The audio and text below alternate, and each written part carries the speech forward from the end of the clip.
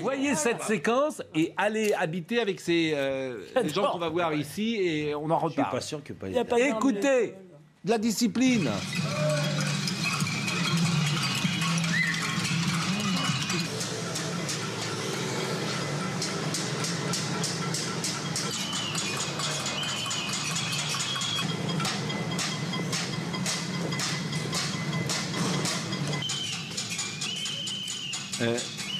C'était donc hier soir pour la deuxième soirée consécutive. Il faudrait voir ce soir à 20h si ça a encore été le cas, parce que c'est une manifestation qui a le mérite de faire parler de ce problème numéro 1. Je voudrais qu'on écoute un habitant du quartier qui évidemment ne témoigne pas à visage découvert et on le comprend.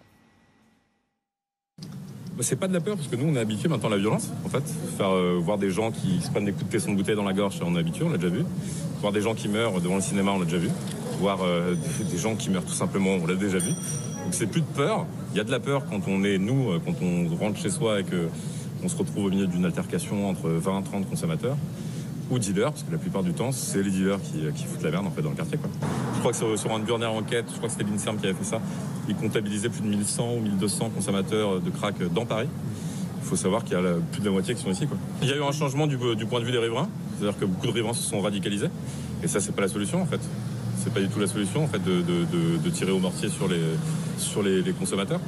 Moi qui suis très proche aussi des consommateurs, qui me fait part aussi pour eux, c'est compliqué pour eux, parce que depuis un an, on alerte les pouvoirs publics, et ça fait un an qu'on me dit oui.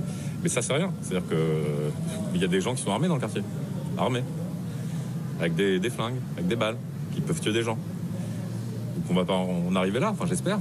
Il n'a pas entendu bien. Jean-Louis, convenez que vous êtes parfois dans le déni sur ces sujets-là. Le débat auquel vous faites allusion, c'était un débat sur les armes contre la police, les tirs contre la police. Là, c'est pareil. Je ne dis pas que la situation n'est pas grave dans ce quartier, et je ne dis pas qu'on n'est pas... Ça, c'est une micro-guerre civile à laquelle on assiste là.